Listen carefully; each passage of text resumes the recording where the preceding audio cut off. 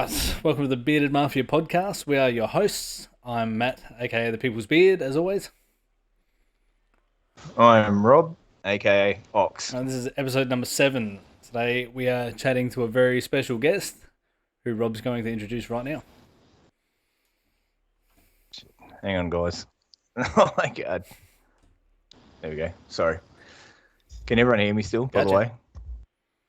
Alright, cool. Sorry. Today we'd like to welcome a very special guest. He is our American brother. His name is Rob, aka Sydewayz. Hey, what's up, fellas? How's My it going, buddy? brother's from down under. How's things been, man? Been a long time, actually. Yeah, it has been a minute. It's been a while, little while. I have been extraordinarily busy. I took on like the next step in my career evolution, I guess you would say. I work in the glass industry, Yep. and I've gotten extraordinarily busy, and unfortunately, my Twitch career has taken a hit. Yep. So we, Yeah, I haven't seen you on for a that's while. right. Yeah, it's been a minute, and it sucks because it's not something I wanted. It's not what I didn't what I think the last stream I did was actually when it was the stream right after or the second stream after I became a hit affiliate, and then it was just like overnight, just lights went out, and I had to step up and do adult things that unfortunately come before, doing your dream, I guess. Yeah. I guess you would say. Yeah. Damn, adulting always gets But in the way. right. Yeah, unfortunately. I don't know about you, But, about yeah. yourself. I know with me when we made affiliate, there was like a sort of a mini letdown after. Like you Yeah. grind so hard to get there, and then it's like the big exhale, and it's hard to keep that momentum sometimes. Right. So outside of the other things, Yeah, I agree with that. Yeah. You try so hard to get there, and then once you're there, you kind of think, okay, I've made it now. And then once you're there, you're like everything. You expect things to just keep going up, but Right. for us, like it kind of plateaued and then just went down. Right. Yeah, I mean, I've talked to a lot of different people that do a lot of different things. Like, if you notice, like, on my channel, like, I do the same 3 things, and it was because, that's what I want to do. Like, the whole reason I started Twitch, I was like, listen, if I'm going to play video games, like, I may as well just try to monetize it a little bit, because at least then you tell the old lady, like, hey, I got to go play Grand Theft Auto for 4 hours because the people need me. Sounds a lot better than, hey, I don't want to do the dishes because I want to play Grand Theft Auto. Like, which one does a woman want to hear? You know what I mean? Let's be real. So, realistically, monetizing it, that was the only real reason to monetize, was to, like, justify it to somebody. You know what I mean? Like, I never haven't stopped playing video games. I play way too much Grand Theft Auto. Play a lot of Forza still. But I'm doing it for me. But at the same time, I'm doing it to where it's probably just entertaining to me. Like, I play Grand Theft Auto like I'm playing an RP style game. You know what I mean? Yep. Instead of playing, like, run around the map, shoot everybody, and then buy a bunch of cars and sell a bunch of cars and then, run around and grind and make money or whatever. Like, I play it like RP style, but with just what the game gives you. So no PC mods, no glitches. I don't do all the dumb glitches that people love to do, like putting F1 wheels on all their cars and weird stuff. I literally am only willing to do what the game allows, right? Yes.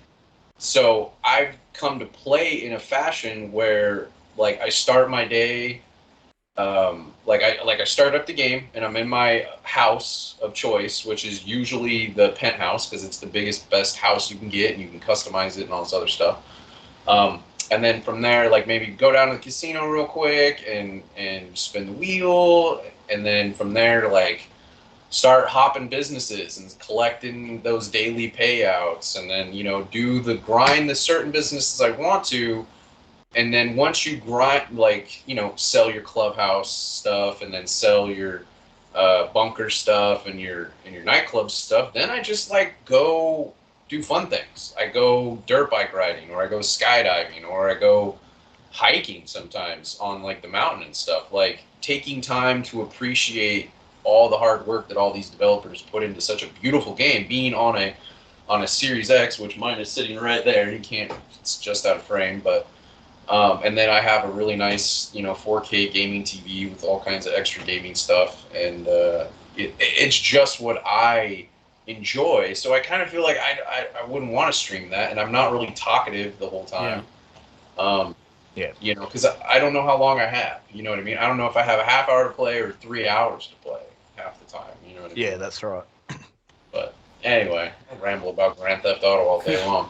Well, with that said, to the viewers, we have a video worked out with Sydewayz about going through a life in the day with Sydewayz on his GTA, because it sounds very, very interesting. Yeah. And I'm pretty sure a lot of people out there will enjoy that video. We got that coming up hopefully really soon.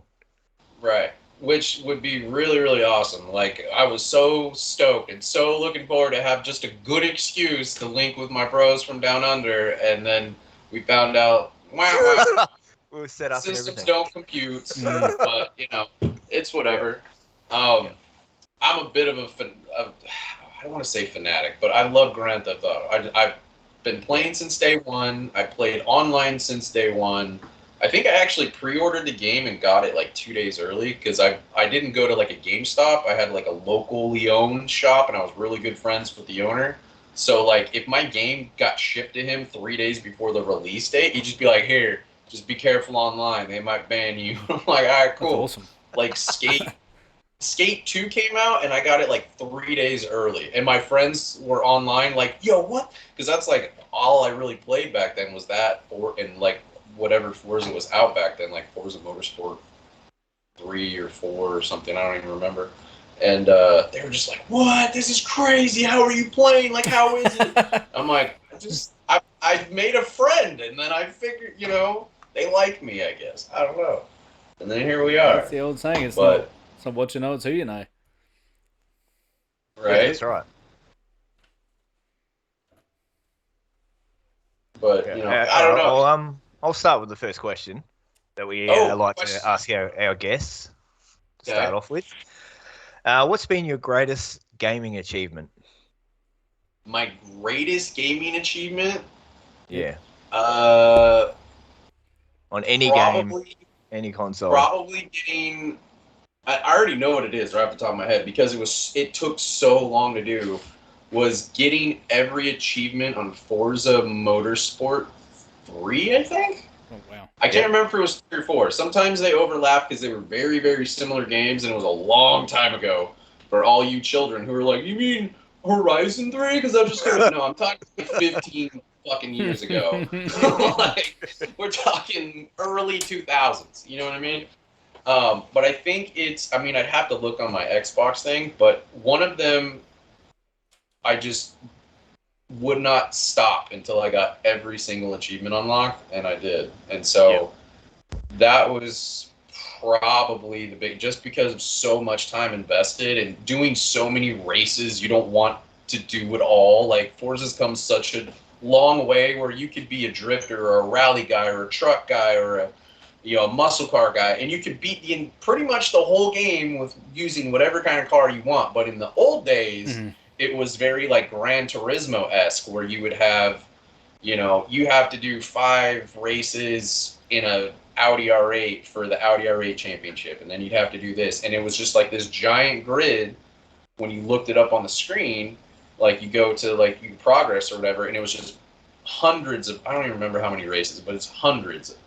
I want to say it's hundreds, and you just, oh God, it took so long. It took years. Yeah. That was probably it. And then a close second would be having, in my eyes, one of the most successful Forza drift teams online.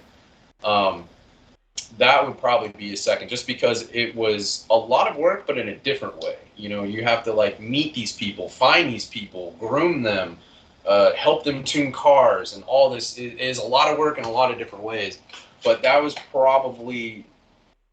probably, you know what, that might be the first. Yeah, the drift team, that was first. The other thing was like a me thing. I feel like it's selfish to say that. So yeah, I'm gonna go with the drift team. Yep. The D1 Underground. That was our team name, and we beat a lot of people, like a lot of people. But what it was is we got into Initial D, the anime, that's what that car right there is from. The good old A86. And I don't know if you know what Initial D is, but for those of you who don't know, it is a anime about a boy who is in high school and his father owns a tofu shop and he has to drive every night to the top of the mountain in town, deliver tofu to the hotel resort that's up there, come all the way back down, and then go get ready for school. And his father, who owns his tofu shop, was the best street racer in the area when he was a teenager. And he literally grooms his kid to become the next best thing without his kid even knowing it. Like, his kid doesn't know what kind of car he has. He doesn't care about cars. He doesn't like cars. He's like, oh, my dad's making me deliver tofu again. And he only got better so he could hurry up and just get home faster. Like, that was his whole mentality. He'd be like, man, I just need to get better at taking these corners and faster at taking corners and drifting corners so that I can get there quicker and, you know, maybe go to get some more sleep. And but it's the reason that 886 Toyota Corolla is like the most world-renowned drift car is literally because of that damn cartoon. And at the same time, the real Drift King was also a consultant when they were making it. So there's a lot of actual driving information and technique and knowledge that you can learn just by watching it. So I watched 4 seasons of this anime and instantly was like, we're changing everything. We're not running tracks anymore. We're going to drive Fujimi Kaido, which is a 12-mile Japanese-styled mountain that's modeled after mountains in Japan. You go up to the top and back down the other side, and it's just one giant 12-mile loop of crazy corners. And we are going to drive this thing forwards, backwards, up, down, sideways, until we all on our team know this mountain inside and out, and it will make us better drivers. And it literally did. Like, we became probably, in my opinion, one of the best, if not the best. I say if not the best because there's a couple teams that we never got to do anything with, like Team Blackjack. Like, any Forza OGs knows who Team Blackjack is. They are the original OG drift team. Like, they were so good that when they made the Fujimi Kaido video for Forza Motorsport 4, they used Team Blackjack. They hired them and had them make like the demo video that they released to the public of them bringing Fujimi Kaido back. Like, they were that good. And one of them is Ryan Literal, who is a professional driver in Formula Drift now in America. He's Mr. RB26. If you're a car guy, you know what I'm talking about. But he started the whole RB26 versus 2J online debate like last year or whatever, and like it probably helped his popularity. So I can't knock him for that. But yep. Anyway, long story short, yeah, Drift Team. We got a question from one of the viewers from Bearded Viking. He said, "Did you ever play Midnight Club?" Oh, first of all, shout out to Mr. Viking. Yes, absolutely. Midnight Club. I played every Midnight Club, every single one, as a matter of fact, because I remember going to GameStop in California when I was probably like 18, 19 at the time, and seeing the pictures, and during all the hype of Fast and Furious, like Too Fast, Too Furious wasn't out yet. I remember that. And I remember talking to the dude at GameStop, and we actually talked about making an online car club, and there was, I don't even know if there was online in Midnight Club 1 or Midnight Club 2. And then Dub Edition, I missed Dub Edition because it actually had a drift meter, so you could basically make your car more or less driftable by just moving a bar in the settings. And so you could literally make just about any car driftable, and it made it like a lot of fun. And then Midnight Club Los Angeles is actually where the D1 Underground, my drift team actually started, was on there. We would run this like loop that was right by the beach. It kind of just looked like a short track for a like just like a sprint race, I guess. So it's just like a running track. So you had two corners and like two straights, but they were elevated. So like one you go downhill and the other one you come uphill. And you know, we would battle people, but like to become 120% honest, like that game wasn't meant for drifting, so it was really, really hard to drift. Kind of like Grand Theft Auto is until like the latest updates with the low grip tires and all that. But we started there. I actually was using the Microsoft wheel on my 360 at the time, and then Forza Motorsport 3 came out, and then we just migrated over to Forza 3, and then we go back a little bit, but the online died on that game, and we all were just growing exponentially as far as tuning ability and learning more and more about driving technique, and especially using driving techniques on different like style tracks and everything else. So yeah, but yeah, I loved Midnight Club. I loved it. Part of me wants them to make a new one, but then part of me doesn't, because I don't want them to take away from what they're doing with Grand Theft Auto, and I don't think they're going to be able to compete with what Forza has become, being open world and having the full track simulator. Like I wouldn't want to see that. It's kind of like looking at like what Saints Row, the new release, just did versus what Grand Theft Auto is now. Like they're never going to be able to compete. Like ever. Like I loved Saints Row. Saints Row was a great game. Saints Row 2 is probably, in my eyes, has some of the best cinematics they've ever put in movies. Like they were just so raw and just edgy and amazing. Watching Johnny Tran not Johnny Tran, that's Fast and Furious, but watching Johnny react and do all the things that he did, like when his girlfriend got murdered. I was just, man. But now, no way. There is no way Saints Row it could compare to what Grand Theft Auto is now.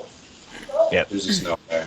Yeah, they've changed the game a little, moved the goalposts with how big and good it's become. Yeah. Well, what was the first game that got you into gaming? What was the first game you ever played that you thought, yeah, this is, I'm a gamer? The first game that got me into gaming.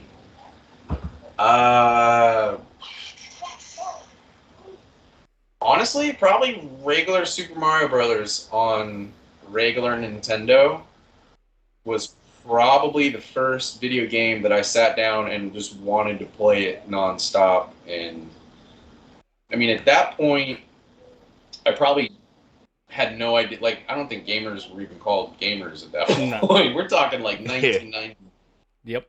4 or 5, I think, is when I got a Super Nintendo or a regular Nintendo. Like, I grew up super poor, so like this Nintendo 64 controller sitting behind me is sentimental to me because I bought my first gaming console myself when I was 16 because I had my own job, and I bought a Nintendo 64, and I bought it used from a record store of all places that was in town, and so that's sentimental to me. That's probably what I would consider being made me a gamer, was probably buying my first own console myself.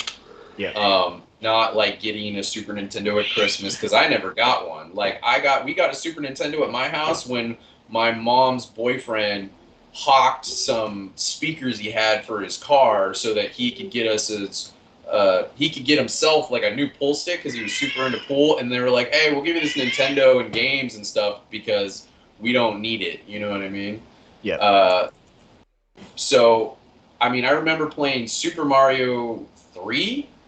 I probably put more hours into that than anything else. So that was probably the first real gaming game for me, because I played a lot of Super Nintendo, but not nearly as much as Super Mario Bros. 3. There's just no way. It's a great game too, by the way. Yep. You answered the next question as well.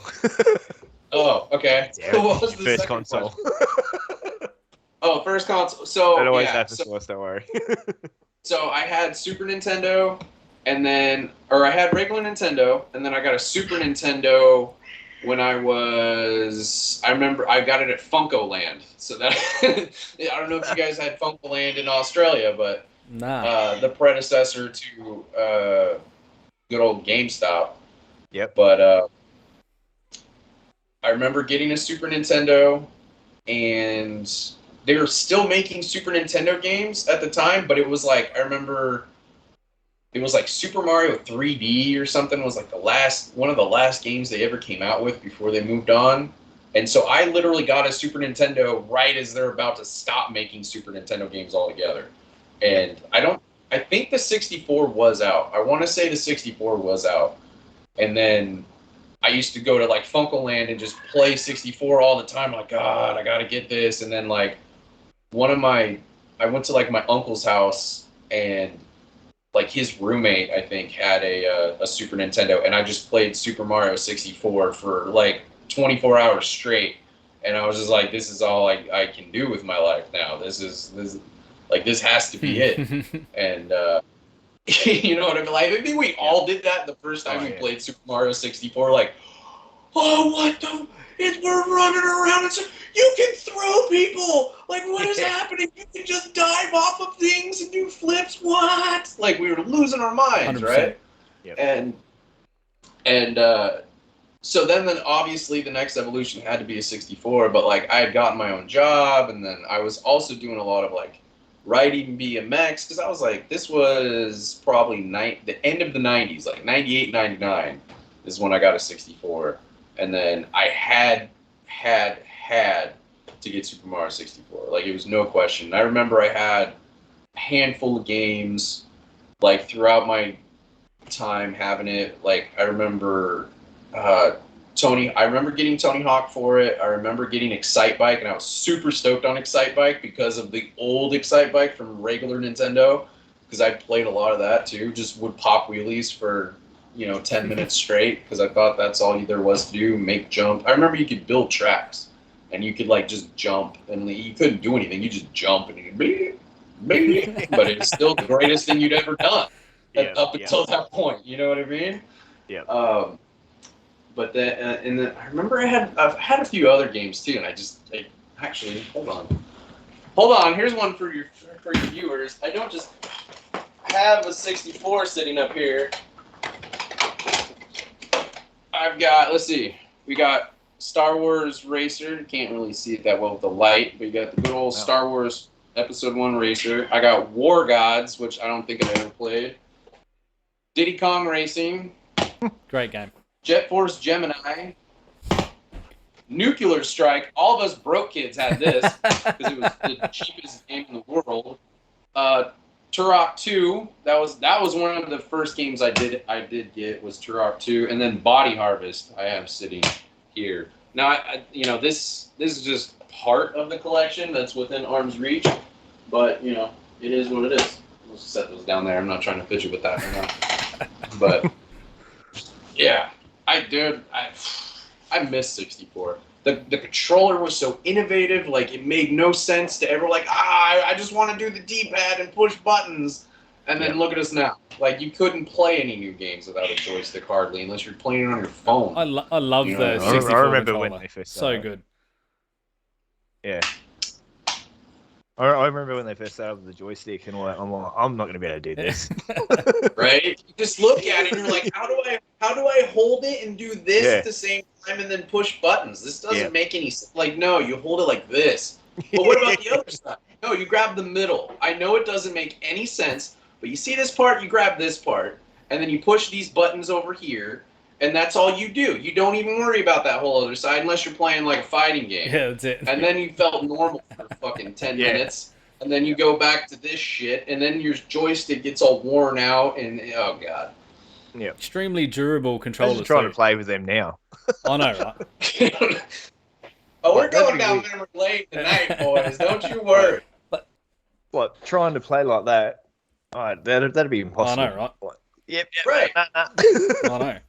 Right. Like if you went back then and be like, hey, don't worry about this controller. Wait till you see what's coming in the future. It's gonna fucking vibrate in your hands. Yeah. When you drop it on your lap, you're gonna get a little excited. It's gonna be a good time. So get used to that shit. I mean, You know what I mean? my first console was a Sega Master System. The controller was this big, and it had a D-pad which was one whole button, and then two other Right. buttons, and that's it. And it was like, Yep. if you were to hold it in adult hands, it's like tiny. Right. I remember. Did you ever have a Game Gear? Since you were a Yeah, Sega I did. person I had a for Game minute? Gear. Yeah. Did you get the colored one when Yep. it came out? Yep.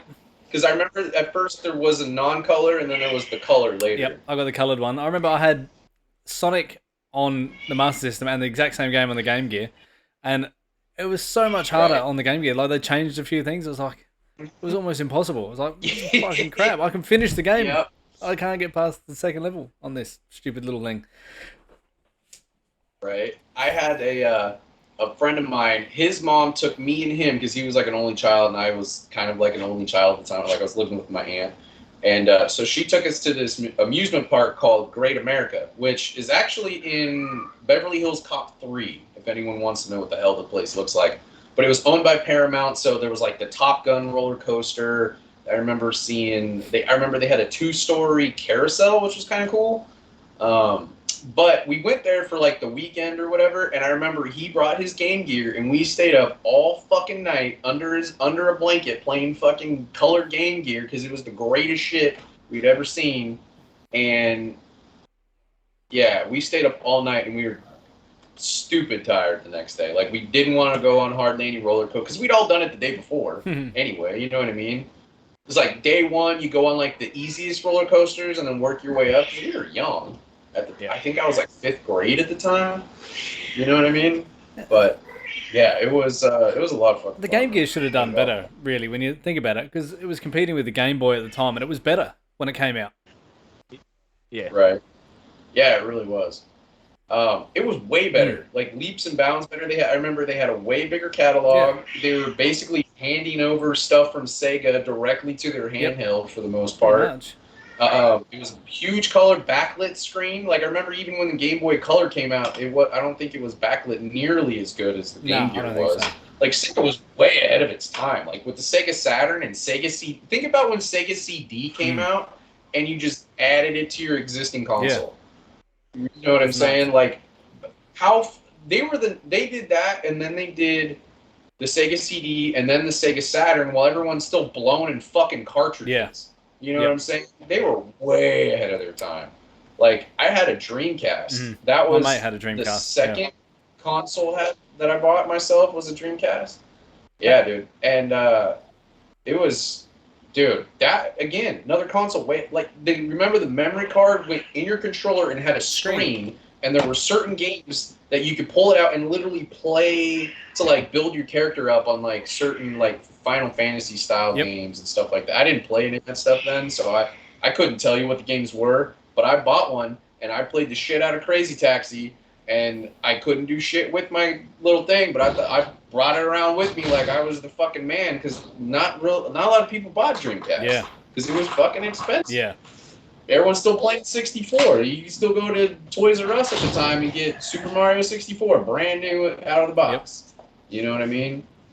Yeah. And then you watch Saturn or Sega do this, and now they're just making a comeback, making good games and bringing all this nostalgia back with all this Super Mario stuff, or Super Sonic the Hedgehog. Jesus. Too many super.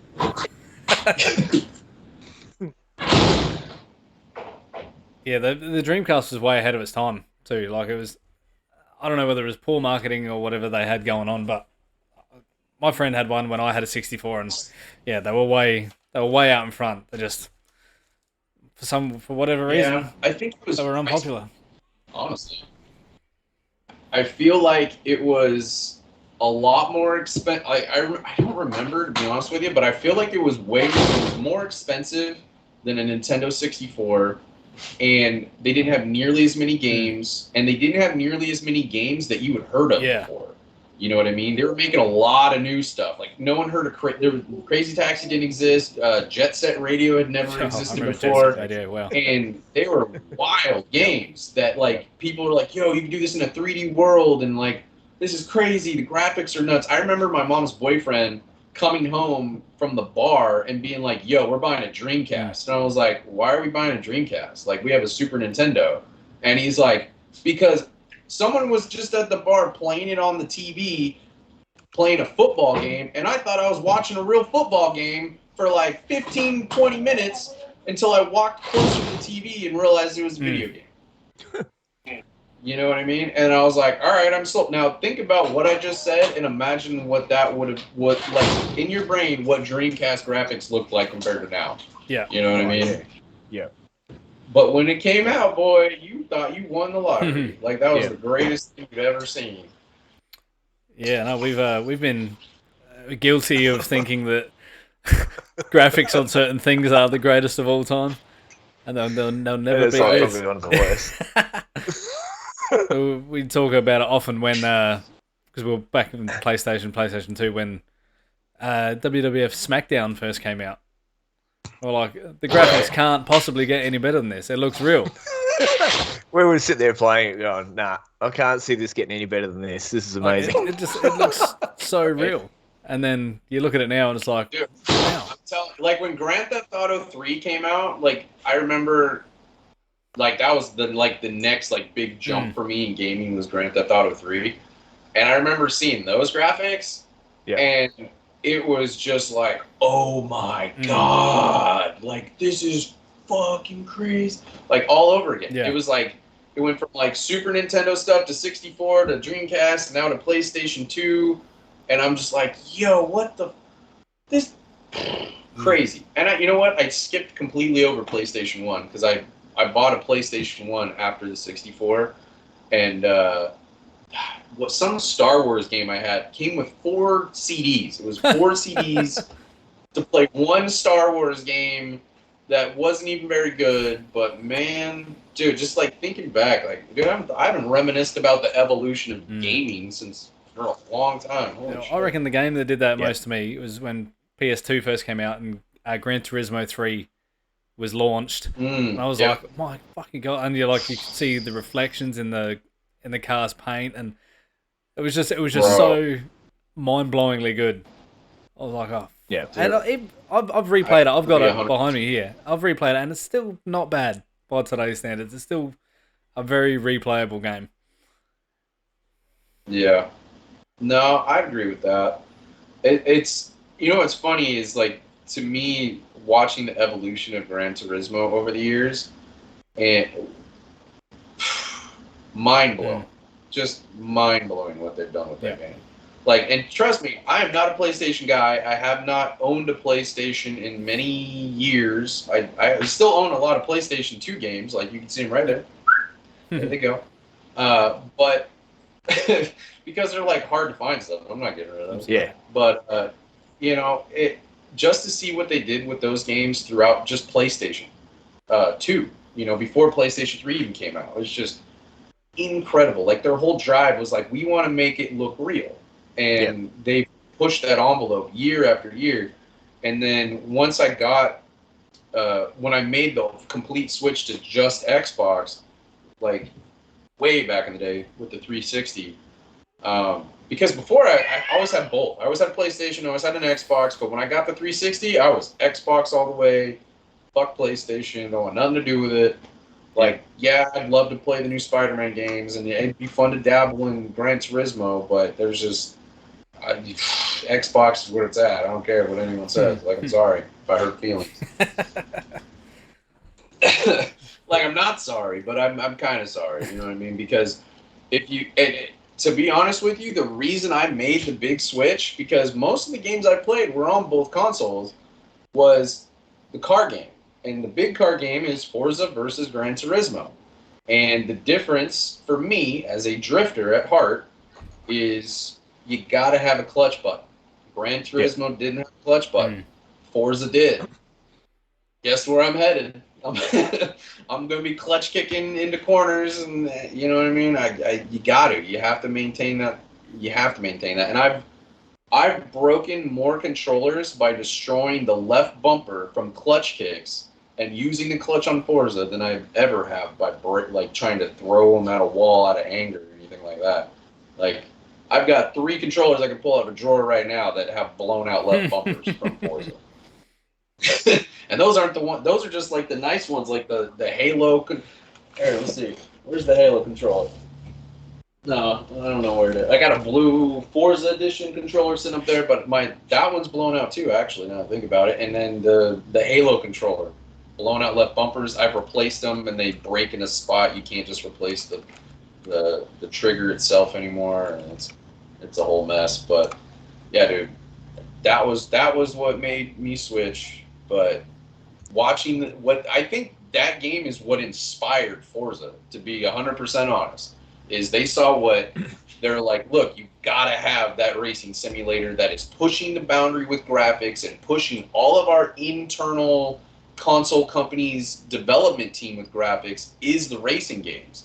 Like, with Forza, when they went from the Forza Motorsport 4 and they were going to transition into the new Xbox, their big push was to try to make daylight as realistic as possible, to the point where if you were to look at the sun, you would squint because it was so fucking bright. Yeah. And that was what they went for. And then after they accomplished that, they were like, hey, how do we make the day and night thing work? And how do we make weather work? Because they could make it work individually, but they couldn't make it work like all together like they do now with Forza Horizon, where you're driving in day and night and rain and monsoons and all that stuff. And they were limited by the console itself and the disc that they were allowed to use or space they were allowed to use on the disc. And so when they got into the Xbox One, then it was just like game over. We're throwing everything we got at it. We got the lighting figured out. We've got the ray tracing figured out. We got everything figured out. And now we're just going to just add to what we have, add more cars, add more gameplay styles and all this stuff. And that's what really elevated them, where Gran Turismo was still doing a lot of really cool stuff, but like every trailer you saw kind of just looked like the last game. Yeah. Like they never branched out. When Forza made the split for Motorsport and Horizon, they blew the game apart. And realistically, the real reason they did that was because the guys who made what's the name of that game? Grid. The company that made Grid, a bunch of people left and made their own company, and then they went to Forza and were like, hey, all this technology you're trying to figure out with daylight and weather, we already figured that out and we could help you guys. So why don't you just like let us show you what we can do? And they're like, all right, cool, tell you what. We've been kind of throwing around this idea of making a car game that's just kind of based on the street. So, why don't you take that and build off that with the current game engine we have, add this new stuff you think you can do, and show us what you got. And that's why when Forza Horizon came out on the 360, you couldn't tune your cars like you could on on Motorsport. It didn't have all the cars like Motorsport because the disk space wouldn't allow it if they wanted to add all this lighting and weather features. So that's why all that really important simulator stuff was left out of the first game. But then once they got into the next gen, they could add car tuning. They could add all the cars that they have in Motorsport and then some, and move the game history around, I guess you would say, where you'll, like on one Horizon game, you'll have a car that's just like a normal car, but then in the next Horizon game, it's like a secret car, but it's the exact same car that was in the last game. You know what I'm saying? Yeah. So, but that's how they were able to evolve with this other company. And then when they did that, Gran Turismo who? Sorry, not sorry. Yeah. Well, while we're on the gaming subject, we obviously met through GTA. That's how we stumbled across Sydewayz. How long have you been playing GTA? And are you looking forward to GTA 6? Oh boy, you just opened a big can of worms with the second half.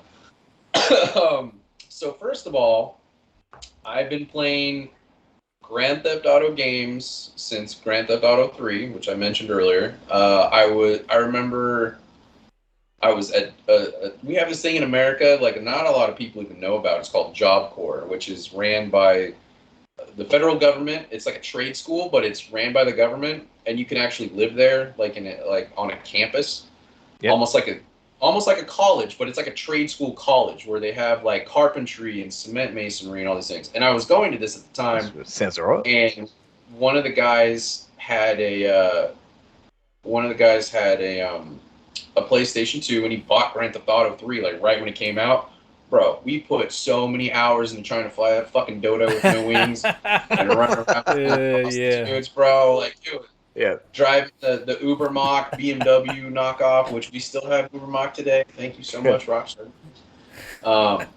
But yeah, then so that game, Grand Theft Auto 3, pushed me to buy a PlayStation 2. That was the thing. I had to get a PlayStation 2.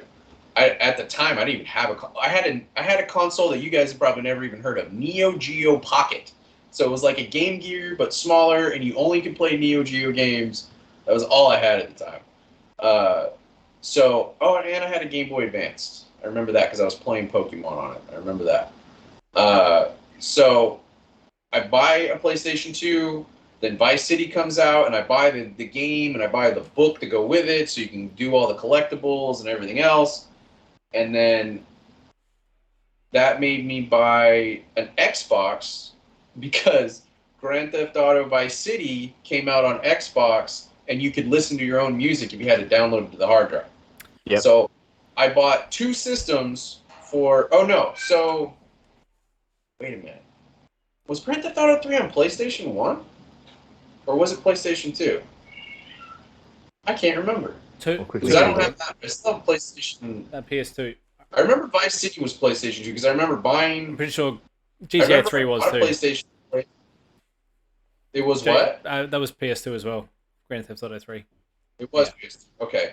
So I remember, I think something, because I had moved 2 states away, but I remember buying another PlayStation 2 so I could play Vice City, and then I bought an Xbox so I could play Vice City and listen to my own music. And then I sold my PS2, and now I'm up in Washington State, and San Andreas comes out. And I didn't even know it was coming out. Like, I think I had stopped getting Game Informer magazine for a while, and, because I do like this with gaming, right? Like, you get into it head for a minute, and then you kind of, like, go mountain biking or something in real life for a while. Yep. You know what I mean? Like, life happens, and you move on. But, so, for whatever reason, I had the Xbox, I sold the PS2, and then San Andreas comes out, and I didn't know it was even coming out. One of the homies is like, "Hey, bro, you gotta play this new Grand Theft Auto game." I'm like, "Yo, there's a new Grand Theft Auto game. Let me see." You may as well taking that shit, put it in a needle, and put it right here into my fucking main vein, because you could not get me off that game. Yeah. Like, I called in sick from work to play that game for multiple days. Like, I'm not kidding, bro. Like, I put so many hours into Grand Theft. Like, that was my favorite game of all time until Grand Theft Auto Online became what it is now. Because I would just get stoned and get lost in that game for hours. Like, just driving around. Like, I started doing it to where I would play the game and I would, like, not try to drive fast to things you didn't have to drive fast to. Like, when you're with the hippie guy and you go to San Francisco for the first time, I literally remember the first time I did that, I was sitting in my living room, and once that cinematic started, I just fucking sparked up a joint and fucking leaned back and was like, I'm going to enjoy every fucking second of this. I'm not rushing to San Francisco. I'm driving the fucking speed limit and going the speed of traffic. And it was like a milestone in life for me, damn near. Like, as sad as that probably sounds, like, that was a moment, you know what I mean? And because I was born in the Bay Area, so San Francisco's got a special place in my heart, and that's what San Fierro is supposed to be. So it was just like going over the bridge into oh man. Why do you gotta take me down memory lane? Like, I know I said that shit, but you guys are the ones making me do it. Like, fucking terrible. It's good. It's good. Oh, that must be so cool, like, in the Grand Theft Auto games. Oh, that would be awesome. If you've lived in that place or you've seen that place, and then having it all based on it, and driving down the streets, looking at shit that you've seen, like, where you've grown up. Like, that'll obviously never that'll How never cool would it happen be to for drive us. over the Birkenhead Bridge? Imagine Grand Theft Auto Port Adelaide. No worries. That'd be actually really It cool. would be really Back cool. in the day. I mean, Just before I hipsters did a got out. little bit of it in when playing San Andreas, right? I mean, it was way off scale, but because I knew the city well, like games like Driver San Francisco, I did the same thing. Try to see if like, oh shit, okay, I know if you go down here 3 blocks and make a left, like, am I gonna end up at the pizza place I like to go to? And no, it's not. It's fucking digital photos bullshit on storefronts. You know what I mean?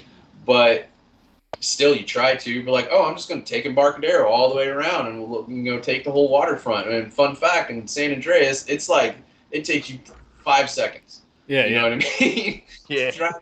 Like it's just not to scale, which takes away the fun.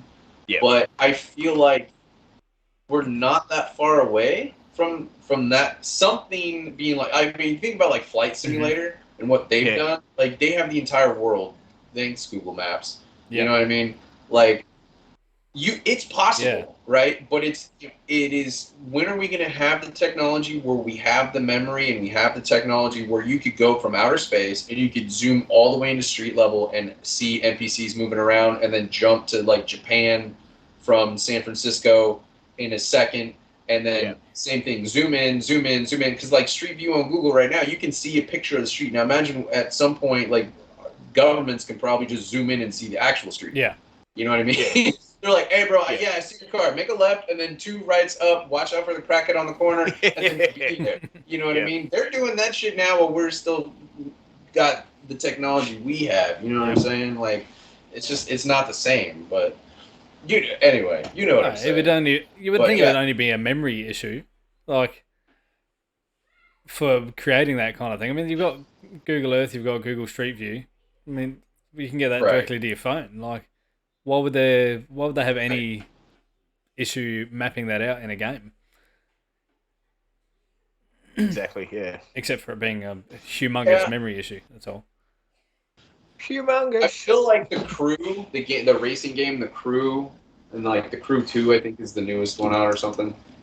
I don't play them personally, but I know that's kind of where they're headed. They're headed to literally how they want you to try. Like, I feel like there's going to be like the actual gumball rally in a racing game where how fast can you literally drive that Ferrari across the country? Can you and your buddy really do it 22 hours straight? You know what I mean? Like, I feel like that's where it's headed at some point. But I think gaming in general is going to branch in so many more different directions than it already has, that like you'll kind of be able to do whatever you want at some point. Like the Ready Player One thing isn't that far away. Like Zuckerberg already has that. He's trying to get there, and he's trying to get there in the next, like, by the end of this decade. You know what I mean? Like he wants to be there, and I think if anyone's going to do it, it's him. They already have the Google glasses, and they have a deal with Ray-Ban. So Ray-Ban's the one making them now, and they're actually like nice and stylish, and they have safety protocols. So like a red light is on it if someone's recording, so people can't use it to secret record. And you know, what if you put a piece of tape over it? Well, I can't really do that. You know what I mean? Like it'll do something else funky. So like we're headed there, but I don't know how long until we get there. You know what I mean? Like that's the key. Like, I think some people are a little farther ahead than others, but, you know, like, what was it, last year Zuckerberg said that they're working on a VR version of San Andreas? Like, when are they, like, how far away are they from Grand Theft Auto Online? That's nuts. They can't be that far off if they already got San Andreas. How cool would that be? God. Fucking, I'm going to have to get disability checks because I'm not going to... It'll be the precursor. Like our grandkids will be the Ready Player One people, and we'll be like, yeah, I remember back in my day, VR first came out, and I had the Grand Theft Auto Online. God, everyone were a bunch of assholes. They were just running around with car beats. And what are you talking about, Grandpa?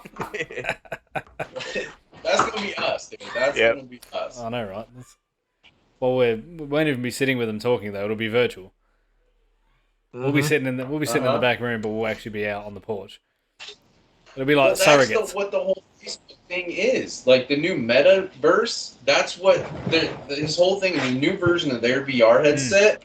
You and me and well, all three of us, we could put these headsets on, and I could see all of you as if we were all standing in the same room for the most part.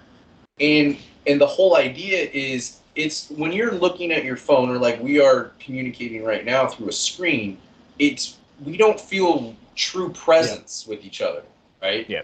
So you're sitting there and you see me and I see all you guys and it's just, but it doesn't feel like if you were standing here. Yeah. You know, I could look up or look down or whatever. You know, I don't know how tall you are. You're probably taller than me. I'm a short fuck. But I'm 7'5" now. I'm 7'5". I'm 9'5". Oh Yeah, shit! I got them around the wrong way. Hold on. I'm not even 6 foot. I just imagine that you guys just eat kangaroo meat and Vegemite and just bulk up nonstop, drinking hella beer. Pretty and much what we grow- do every That's day. exactly how it works. Almost like like my grandpa was 8'2". Like what the fuck you mean? You gotta breed us to fight kangaroos bare knuckle. Like what the fuck you mean? You might take out the trash and get mauled. That's one right. day. And we Like, use you can't be a soft motherfucker and live in Australia, boy. Was it like fucking 7 of the goddamn deadliest animals on the planet are in Australia? Something like that? I think so. Yeah, pretty much. They're everywhere. Yeah. Just around my Yeah. house. I live as far away from Florida as I could possibly live and be within the main part of the United States, and I'm still fucking scared. Like, they got dinosaurs down there, bro. Like, alligators. Now they just found Nile crocodiles in the Everglades, Yeah. and they haven't determined yet if they've created a actual population yet. They found a few of them, and they're like, oh shit, because Nile crocodiles is no joke. We already had Burmese pythons infested in there, and then we probably got other big pythons that people let loose or got lost during Katrina or whatever. But it's wild. You dudes get like bears and shit though. Oh yeah, we got like where I live. We have what's indigenous to my general area would be like brown bears and black bears. Do we have brown bears and black bears? I don't know if we have brown bears. We have black We bears. have black and bears cougars. and we have cougars, which are like mountains. Yeah, we got bobcats and we got like various, we got like bald eagle. Well, moose are way up north though. Like we don't have I don't have to worry about running into a moose when I go to take out the garbage, but a bobcat's a real fucking concern. You know what I mean? They don't fuck around. Like I'd rather run into a mountain lion than a bobcat. All our deadly stuff is like you can't see it. Like they hide in the bushes and Yeah, that's the biggest Can you problem. imagine walking out and being greeted by a fucking bear. Yeah, I'm just going through your trash. And that's a reality. Like, there's literally bear sightings in my neighborhood constantly. Because I do live in, like, a wooded, rural area. Like, I live in a small lake community, which is mostly consisted of vacation homes. But I rent one, like, year-round. So I live, like, I could throw a rock and probably hit the lake from my house. Which isn't a brag, because I don't live in a very big place. I live in a kind of small spot. That's why this is all you get. You know what I mean? This is all the world gets to know of me. But anyway, so in this community, we're in a very wooded, like mountainy type area, but we're also very close to Puget Sound. Like I have a state park that's less than 5 minutes from me with beachfront on Puget Sound, and you can go down there and see gooey duck, which is only indigenous to this part of Puget Sound, which is a big like razor clam, basically. I don't know. For those of you who don't know, because not a lot of people know what a gooey duck is. But like that's it. There's not a lot of poisonous shit here. I don't like. I might walk out to my garbage and run into a deer, a mountain lion, bobcat, or a black bear. Raccoons. Yep. Oh, raccoons. We have raccoons everywhere. They're cute and mischievous. But yeah, that's. But you guys, you guys have crocodiles. You guys have how many different poisonous snakes? And you have constrictors also, so. right? we got a few. Yeah, there's a couple. Yeah. They just The brown snake is always slipping around our area. Like, I want to know a time where you were doing a, like, I'm going to take out the garbage, and you ran into something that, like, was deadly. Did that ever happen to either of you growing up? Like, it had to. Oh, Oh, yeah, you open up a bin, you get spiders and shit all the time. deadly Yeah. spider there. Oh, they Yeah, just come into the... You guys right, got... because I'm in the country, so we have a lot of brown snakes around. Yeah. Just walk And- outside. Oh, there's one there. Yeah, they're, Right. And they're super, Yeah. they're super venomous, they're aren't probably they? top 3 in Yeah. the world. Yeah, exactly. Yeah. Like as a apparently spoiled, rotten American, it just seems terrifying to live in Australia. Like when I was a kid, I wanted to go to Sydney, Australia so bad, and I couldn't tell you why that was. There was something, maybe it was the Olympics or something. Maybe I was just like, oh my God, I gotta go surfing there, and I want to go to the beaches and blah, blah, blah. And that was like where I wanted to go. When anyone asked, hey, if you could go anywhere in the world right now, where would you go? I go, Sydney, Australia. Like, for the longest time. And then, like, Cool Runnings came out. I was like, I want to go to Jamaica. You know what I mean? It's just how it went. You know what I mean? And so, sorry, that was funny. But, you know, for a long time, that's where it was. And then I got older, and then you learn more and more about Australia. Because it's not, there's so much that a lot of Americans probably usually didn't know back then. Like, you saw what you saw in, like, Crocodile Dundee, and the fucking the Olympics, and you're just like, wow, it's amazing. Look at the Outback, and then fucking Subaru Outback comes out. And then Outback Steakhouse, and they just, like, you know, feeding off of the popularity of Australia shit. You know what I mean? And I remember they were playing tons of Australian-themed commercials in America for a while when I was a kid. You know what I mean? And Australia would seem like the coolest place on planet Earth. And then you hear about the Great Whites. I was going to say, it's the ocean here that'll get you. How they love to just hang out all around fucking Australia. And then you start hearing about all these, the 7 of the 10 deadliest, most venomous snakes are found in Australia. And they have fucking crocodiles. And they have fucking kangaroos that want to box you in the street with fucking talons. And it's like, here's a question I thought of that I have to ask you guys also, is do you guys have, like, normal deer, or are, like, kangaroos, like, your deer? I'd say kangaroos are our deer. Yeah, See, that's what I thought, but I didn't want to like come out and say that. I feel that's like cultural. Yeah, no, I don't think we don't have any deer that's native to Australia, do we? No, I wouldn't have thought so. No, I don't think so. I don't think we do. It's not No, like my area. really? Like because we have like different types of deer, and then we have like elk, and then you get moose and all this other shit as you move farther We have north, deer? right?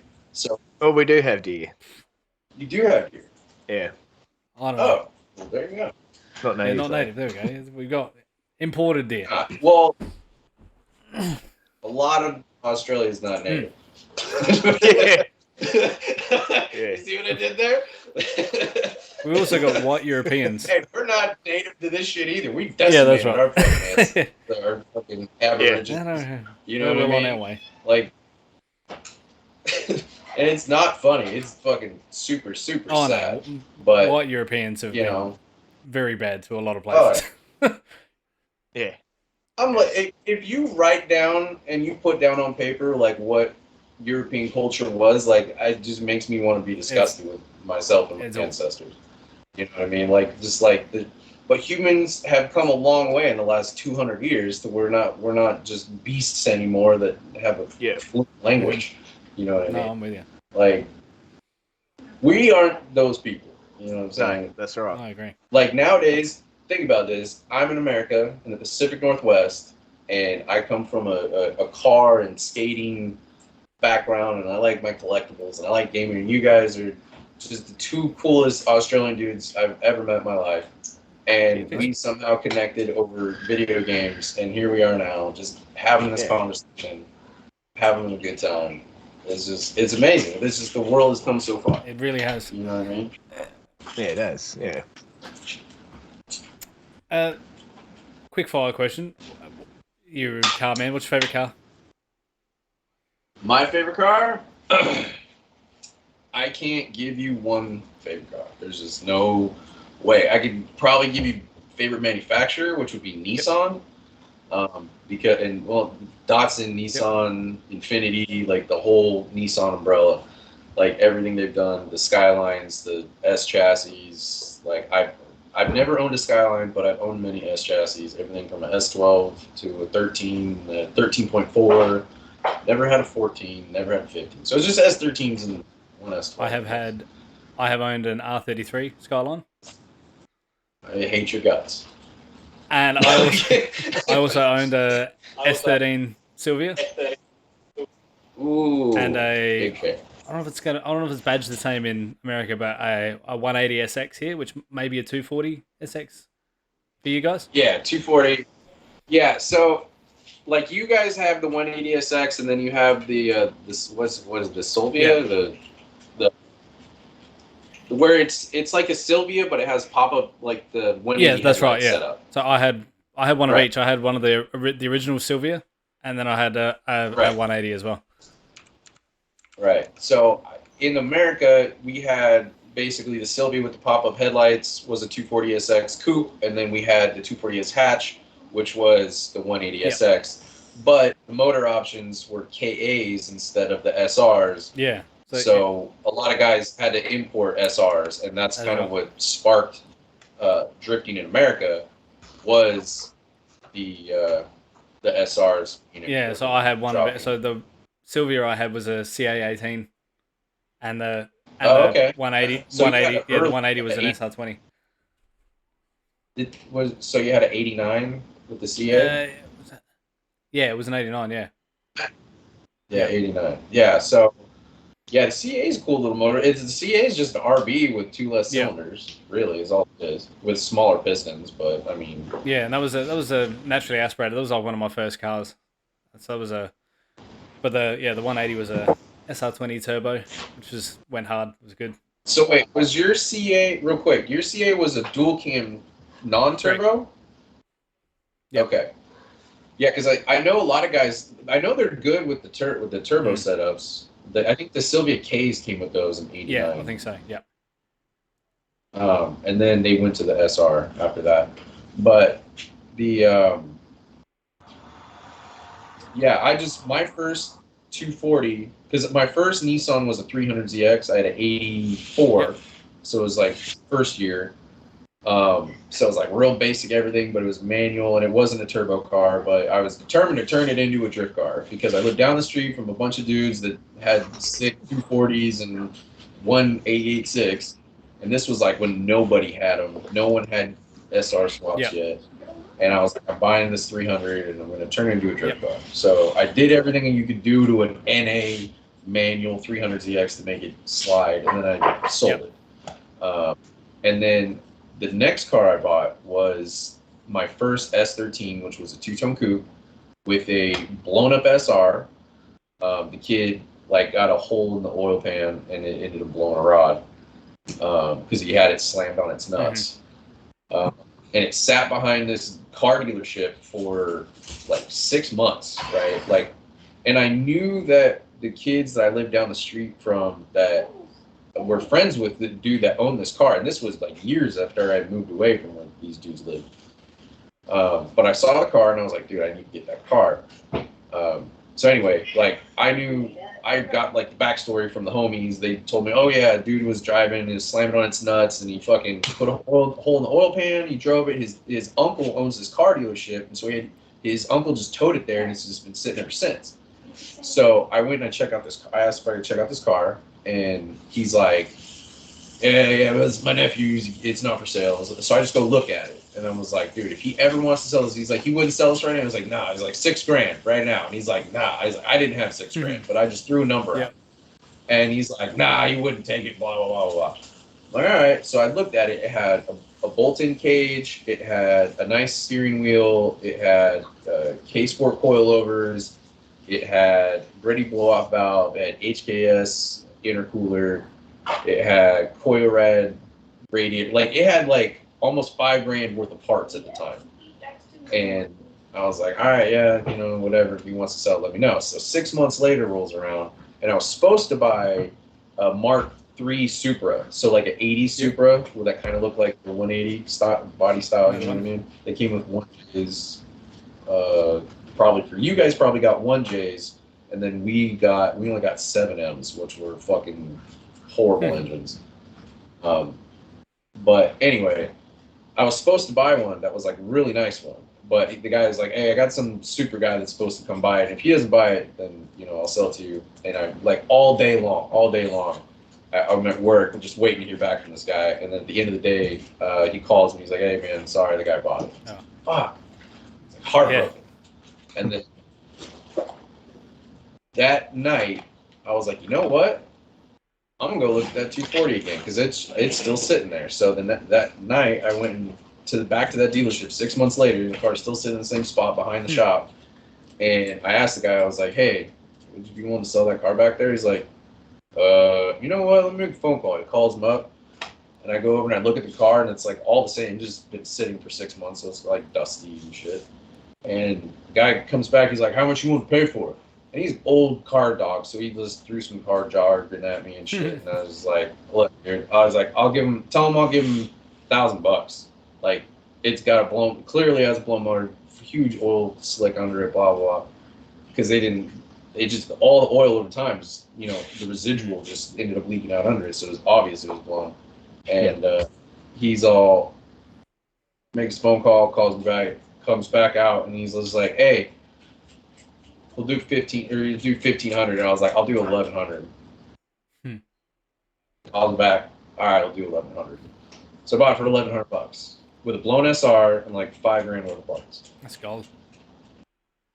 So this was back in the day when there was forums online, but there was no Facebook Marketplace. There was no OfferUp, and Craigslist was a thing, but like not a lot of people mess with it.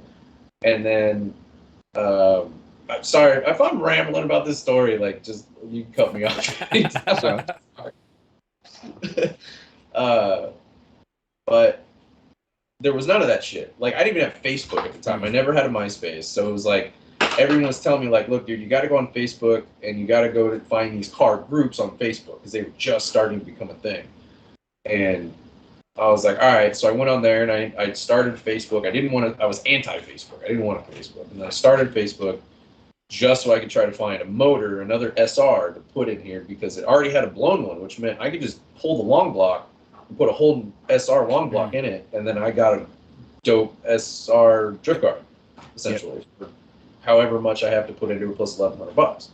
So I ended up finding a dude who sold me an SR, a blacktop SR, long block, with the ECU and the harness, and an Apexi Neo, and a top mount turbo, just a T28 off of like an RB, which was a nice little upgrade setup at the time. Like, that was kind of like the go-to upgrade, was go to T28 back then. And so I got all that, dropped it in, did my first motor swap by myself with like no experience. Like, literally, like, was trying to like message the few people I talked to, like, "Hey, what do I do about this and what do I do about that?" And like, one dude came over to my house, like a neighbor, and he's like, "Look, when you unplug the wiring harness, put a piece of tape on one part, put one on the other, and go 1-1, and the next one go 2-2." By the time that weekend ended, like, I didn't need to do any of that. I had pulled the SR harness out like 3 times because when I got it all together, the car wouldn't start, and I couldn't figure out why. And I had 2 harnesses because I had the blown motor harness and I had the new harness. So I was like, well, one wouldn't let the fuel pump kick on. So that told me that the one that came in the car had been modified specifically for the car. So I had to use that one. Yeah. And what it turned out to be the reason the car wouldn't start, and I had a dude that I met, shout out Steve Rankins. He came over, he didn't know who I was, but I talked to him because I heard he might know where to get an SR when I was hunting for the motor. And he was a super nice guy, but he ended up coming to my house and he just like looked around it and he put some starter fluid in it real quick and it started or tried to really start. And I was like, "Oh shit," and like panicked and like turned it off. And he's like, no, do it. He's like, "Hang on." He's like, "You got a voltmeter?" And I was like, "No." He's like, "Hang on a second." Goes, gets a voltmeter, checks my battery. And I was like, "Oh, you don't need to do that. The battery's brand new. I just bought it like a week ago." And he's like, he checks it, had like 5 volts. I was like, "Dude, this motor needs 12 volts minimum to start. Like, right now, like, you can't do this." And so we jump it and it literally turned the key, just and fucking was perfect. Purred like a kitten. And I was just like, you gotta be fucking kidding me. I just did my first motor swap. Mostly by myself. Like the dude came over and told me like, hey, do this, but didn't help me do it. And then another dude came over to help me mate the transmission to the new block to put back in the car. And that was it. Like I did everything else. I figured out everything else like with YouTube and just pure will. Good old YouTube. I can turn anyone into a fucking professional YouTube. Oh, I've been an electrician, plumber. Absolutely. Yeah. Builder. I'll build a house on YouTube. Weekend, I learned a very valuable lesson. Sorry, guys. I learned a very valuable lesson that weekend, and that is drain your transmission fluid before you pull it. Because if you don't, you're going to spill hydraulic fluid, smelling roasted, nasty shit all over the floor, and then lay under it. Like, I ruined, like, 3 hoodies that weekend laying in transmission fluid. Jeez. Like, that smell does not come out. It just, no matter how hard you try, it just doesn't. You just wear it. Wear it as a new scent, ode to transmission. Yeah, exactly. Part of our Greaseball series. So I got a question that I'm dying to ask. Do you guys, or do you guys not enjoy Vegemite from time to time? Love it. Yes. You like don't Vegemite? eat it out of the jar like some people Wait, think we what? do. Did you say you'll eat it out of the jar? No, I said we don't eat it out of the jar. No. Like Okay, some people so think we do. I would, what though. I've heard is put a very thin layer on toast, and it's really good. It just You when put butter open on first. the can and you smell it, it smells like 6 dead elephants took a shit in a dumpster. I'll tell you the best way of having it. All right, have some toast. Get a slice of toast, piece of toast, and put a nice amount of butter on the toast first. Yep. Right. Nice thick amount, and then get a thin amount of Vegemite and put it over the toast. Okay. And then eat it like that. When everything's melted in, it's fucking beautiful. Mm-hmm. Okay. It'll change the way you think about Vegemite. Yeah. Your bread needs to be so well now- lubricated. You always have more butter than Vegemite. Okay. Now that being said, every single American I've ever known that's tried Vegemite that exact way, or as close to that as they could recollect when they told me their story, all said it was the worst thing Okay, they so ever put in also their mouth. everyone hates it the first time. Everyone. Yeah. So Okay. my Then why do it a second time? because there's crack in it. Didn't you know that? That's crack. It's chock full of crack. It's addictive. Right. It is like, I know a lot of Australians that absolutely hate it. They won't touch it. So it's Right. definitely, and it's an acquired taste, really. Right. What is it even made out of? Like, I don't even know what it's made Yeast out of. extract. Yeast extract. From, like what? Like the bread making process? Or I don't know. From biological? It's definitely one of those ones you From don't the- read into. from You the don't- corner. like, you don't read the ingredients. Like I did with deviled ham spread. I used to love that. And then I read the ingredients and I've never eaten it since. Is No, I'll like the lowest grade weird meat thing I'll eat is probably like a good, well-made bratwurst from a market that I frequent for meat. Yep. You know what I mean? Like that. That's about where I draw the line. Like I don't really eat hot dogs. Like I will, like if I'm out camping or something, but I'll do it. But Yeah. like any canned meat, like nah, bro. No spam? You can keep it. Like I Spam. remember my dad loved deviled ham when I was a kid, and I thought it was disgusting. Like sardines, no, Mhm. thank you. Oh. The Ninja Turtles ruined that for me. Never, no thanks. Yeah, anything that comes in a can and is was an animal at one point, you can keep it. I don't want it. No thanks. Here's a good question from Boss. Any American foods you recommend we try? Any American foods? So here's the thing: the best foods in America aren't American foods. It's like Mexican food and Japanese food and Italian Pizza. food, and it's like, what's American? A fucking hamburger? Like, fuck. Yeah. like mashed potatoes and gravy, like fucking, like I don't even know. Like honestly, fried chicken, like, but Korean fried chicken is arguably better than American. Like Southern, like if you put the best Southern, like American, I'm saying Southern style fried chicken up against any Asian fried chicken, they're probably gonna lose. Like I really hate to say that as a man who has a literal scar on him from Southern style American fried chicken cooked by the people you would want to cook it when you ate it. You know what I mean? Like if there's only one time you could ever get it, that's that lady right there. That's the lady that, like, it's a scar from her batch. You know what I'm saying? Yeah. Like, no, I'm not talking KFC. You know what I mean? Yeah. Like that up against like Korean fried chicken, like fucking forget about it. You go to a really good Korean restaurant that can make a really good Korean fried chicken, forget I'm it. trying to think of the things That being said, in my head that are like stereotypically American, like that we've okay. like pumpkin pie. It's something that always comes to my mind from movies and shit. It's like pumpkin Yeah, pie. okay, but you know, I feel like we stole that pumpkin shit. Like I don't know where pumpkins are indigenous from. Do they have them in Europe, or are they indigenous to America? Like I don't know, probably. you know what I mean?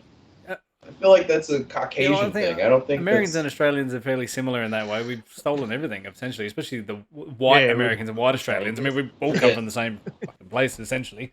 Yeah. We've all done the same things. We just nicked shit from everywhere else. Right. Yeah, I mean, best American food. Like, the best that I would say is Mexican food. Or any Southern American food, for that matter. Whether it's El Salvadorian, or you just want a good taco, like a good, like authentic carnitas taco, or a El Pastor tacos. Those are my favorite. Which is, it's actually came from that shit. That shit came over from Europe. It came from Greece. They stole the style from the Greeks coming over to South America, and they put pineapple on top and roast it on a spit, Greek style. But yeah, I'd say Mexican food. Fuck that. Carne asada super burrito. Get you one of those at Chipotle. I love me a burrito. I don't know. No doubt. Yeah, that's probably the best American food because it's real America from from the indigenous people of America, and it's fucking delicious. So there you go. Easy. That's good. Unfortunately, I'm gonna have to call it at the moment because I got to go, which is shit. Because I've been really enjoying this. It's fucking. Yeah, I was about to say. I wish we had more time to do this. I reckon we're going to rename this Part 1. I think we're going to have to do this again. All right, I'm down. Real soon, and then make more time for it because, this has been really I interesting. think we're just scratching the surface. I like this. Yeah, I like this. Yeah, bro, we still got heaps of questions to ask as well. So.